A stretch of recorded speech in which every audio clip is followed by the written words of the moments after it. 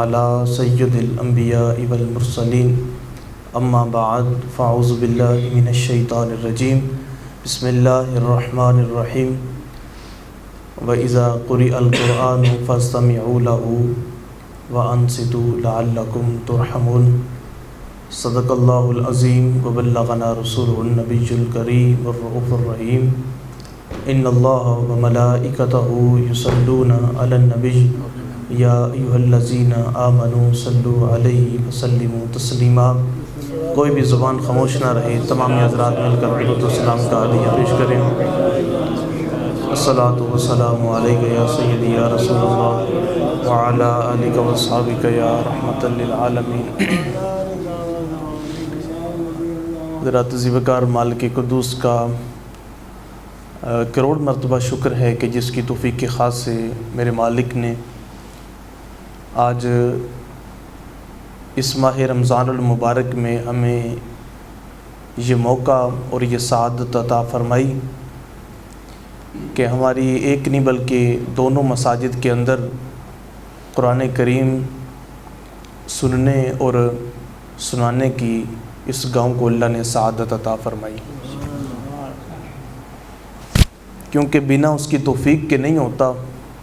انسان سمجھے کہ یہ میری ہمت ہے، میری جد و جہد ہے، میری محنت ہے، یہ اس کی توفیق ہو تو ہوتا ہے۔ اور اللہ کا بڑا عاذ کرم ہے، اگر ہم اپنا تھوڑا سا ماضی کی طرف دھیان دیں تو ہمیں دور دور تک یہ چیز نظر نہیں آتی کہ ہمارے مسجد کے اندر یہ بھی کام کبھی ہوا ہو، لیکن بحمدہ تعالی کچھ سالوں کا عرصہ گزرا اور اللہ کریم نے وہ پیر محمد شاہ صاحب دامت برکاتہم العالیہ بلوٹ شیرہ، آپ ایک پروگرام میں اسی مسجد میں آئے تھے تو آپ نے فرمایا تھا کہ یہ آپ کے گاؤں میں ایک فیکٹری لگ چکی ہے کہ جہاں سے یکے بعد دیگرے حفاظ کرام اور علماء کرام نکلیں گے جو علم دین کا جھنڈا جو ہے وہ بلند کریں گے۔ تو یہ واقعتاً ہے اور میں مبارکباد پیش کرتا ہوں بچوں کے والدین کو اور ان کے عزیز و اقربا کو اور بالخصوص حفاظ کرام کو کہ جو کہ اس وقت بھی سٹیج کی زینت بنے ہیں، اور بروز محشر ایک روایت ملتی ہے کہ جب حفاظ کرام کے والدین کو سامنے لایا جائے گا تو اس کے والد کے سر پر ایک ایسا تاج سجایا جائے گا کہ جس تاج کی روشنی سورج کی روشنی سے زیادہ ہوگی۔ تو یہ اس کے والد کی شان ہے۔ تو جو حفاظ کرام ہوگا، جو حافظ ہوگا، پھر اللہ کریم اسے کون سی اور کتنی سعادتیں عطا فرمائے گا اور کتنی بلندی والے مقام عطا فرمائے گا۔ حضرات ذوالفقار، میں نے آپ کے سامنے قرآن مجید الفرقان حمید کی آیت مقدسہ پڑھنے کا شرف حاصل کیا۔ خالق کائنات ارشاد فرماتا ہے وَإِذَا قُرِئَ الْقُرْآنُ فَاسْتَمِعُوا لَهُ وَأَنصِتُوا لَعَلَّكُمْ تُرْحَمُونَ، کہ جب تمہارے سامنے قرآن کریم پڑھا جائے تو اس وقت تمہارا یہ کام بنتا ہے کہ تم خاموشی کے ساتھ اور کان لگا کر توجہ کے ساتھ اس قرآن کریم کو سنو۔ اب سننے کے بعد حاصل کیا ہوگا؟ رب فرماتا ہے لعلکم ترحمون، تم دھیان سے سنو، لعلکم ترحمون، تاکہ تم پر اللہ کی رحمتوں کا نزول ہو۔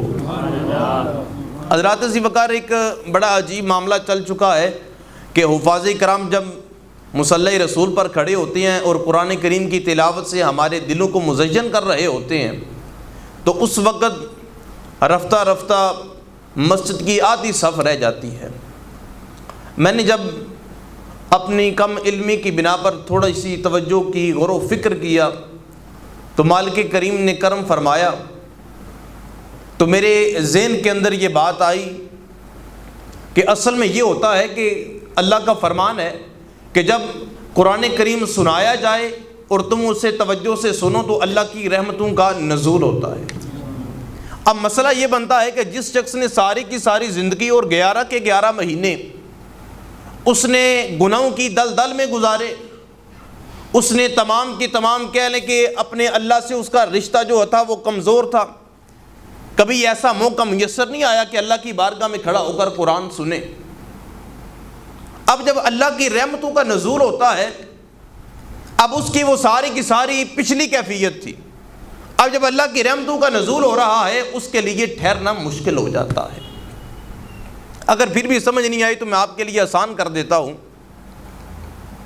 آؤٹ آف کنٹری سے ایک شخص آیا اور وہ آ کر اپنے ملک پاکستان میں بیمار ہو گیا۔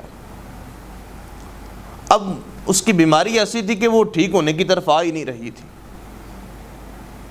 طبیب کے پاس گیا تو وہ ماہر نفسیات تھا، اس نے کہا مجھے تو پہلے یہ بتاؤ کہ تم وہاں پر جاب کیا کرتے ہو؟ اس نے کہا میں بلدیہ میں کام کرتا ہوں، وہاں پر وہ جتنا بھی کوڑا کرکٹ ہوتا ہے، وہ جتنی گندگی ہوتی ہے، میں اس کو ٹرالی میں لوڈ کرتا ہوں، کرنے کے بعد اسے جا کر پھینک دیتا ہوں۔ ڈاکٹر نے کہا جب سے یہاں آئے ہو یہاں پر کیسے معاملات ہیں؟ اس نے کہا یہاں پر جو شب و روز گزر رہے ہیں، میں کاٹن کا جوڑا پہنتا ہوں، اوپر خوشبو چھڑکتا ہوں، تو اپنے عزیز و اقربا سے ملتا ہوں، شب و روز ایسے گزر رہے تھے تو یکدم میں بیمار ہو گیا۔ ڈاکٹر نے کہا اصل مسئلہ یہ ہے، اس شخص کو لے جاؤ 4 گھنٹے جا کر گندگی کے ڈھیر پر کھڑے کر دو، یہ خود بخود ٹھیک ہو جائے۔ اب اسے لے جایا گیا، جا کر گندگی کے ڈھیر پر کھڑا کیا گیا۔ وہ 4 گھنٹے کو دور کی بات تھی، وہ 1 سے 1.5 گھنٹہ ہی گزرا تو اس کی صحت جو ہے وہ سنبھلنا شروع ہو گئی۔ اب صحت جب سنبھل گئی تو وہ ڈاکٹر کے پاس پھر گیا، اس نے کہا کہ مجھے سمجھ نہیں آئی، چاہیے تو یہ تھا کہ آپ دوا کو تبدیل کرتے، آپ نے کہا کہ جا کر اس کو کوڑے کرکٹ میں کھڑا کر دو، بڑا عجیب معاملہ ہے۔ اس نے کہا دراصل بات یہ ہے کہ تمہاری جو نفسیات تھی، تمہارا جو ذہن تھا وہ گندگی کے ساتھ اتنا ملوث ہو چکا تھا کہ اب جو خوشبو ہے یا جو صفائی ہے وہ تمہارے ذہن کے اندر آ ہی نہیں رہی تھی۔ حضرات ذی وقار بلا تشبیہ و بلا تمثیل، جس شخص کا دل گناہوں کی دلدل میں پھنس جاتا ہے، جب اللہ کی رحمتوں کا نزول ہو رہا ہوتا ہے وہاں پر اس کا ٹھہرنا مشکل ہو جاتا ہے۔ اب اس کے دل میں جہاں پر زنگ چڑھ چکا ہو، اب وہاں پر جو یہ معاملات ہیں یہ بڑی دیر کے بعد وہاں آتے ہیں۔ والا حضرت رحمۃ اللہ تعالیٰ علیہ جب اپنے شیخ کامل کے پاس گئے نا تو آپ نے اپنے اعلیٰ حضرت رحمۃ اللہ تعالیٰ علیہ کو 4 سلاسل کا جو فیض تھا وہ عطا فرمایا۔ وہ جو 7 باقی مریدین تھے انہوں نے کہا کہ حضور بڑا عجیب معاملہ ہے، آپ کے پاس تو جب بھی کوئی آئے آپ تو ریاضے مجاہدے بہت زیادہ کرواتے ہیں، کہیں مدت کے بعد جا کر آپ اس کو فیض دیتے ہیں، اور وہ بھی 4 سلاسل کا نہیں، ایک سلسلے کا۔ آپ نے فرمایا جو آتے ہیں جن کو مجاہدے کرواتا ہوں ان کے دل جو ہیں وہ زنگ آلود ہوتے ہیں۔ فرمایا اس شخص کو دیکھ رہا ہوں، عمر تو ابھی 21 سال کی ہے لیکن دل آج بھی چمک رہا ہے۔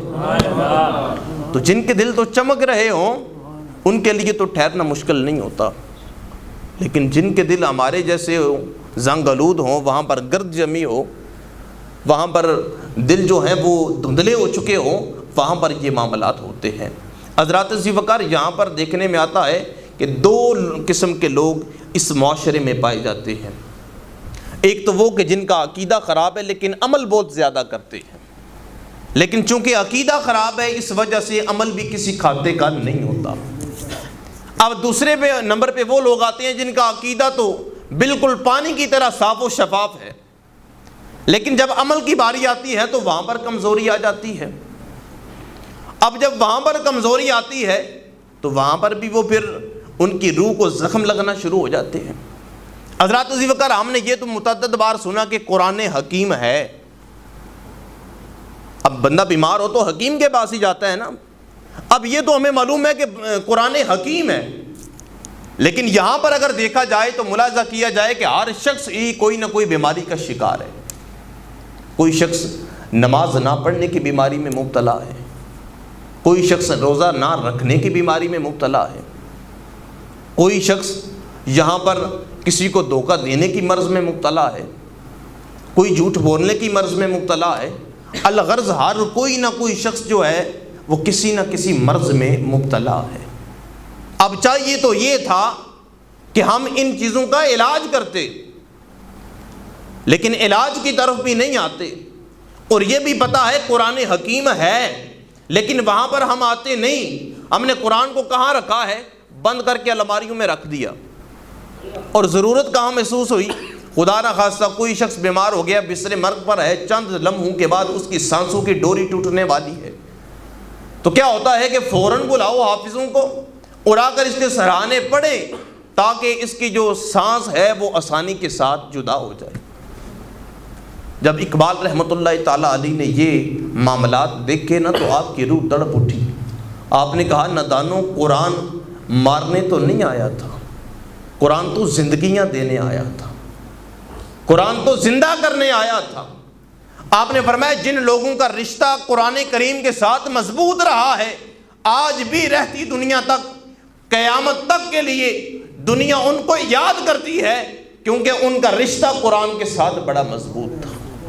اگر نہیں یقین آتا تو کہا کہ جب تمام لوگوں کو یزیدیت کی بیماری لگ گئی نا، اور امام علی مقام آپ اس وقت میدان عمل میں آئے، تو آپ نے اس وقت آ کر کہا کہ قرآن میں تیرا دامن نہیں چھوڑوں گا، کیونکہ تمہارا رشتہ بھی اس سینے کے ساتھ ہے جس سینے کے ساتھ میرا رشتہ ہے.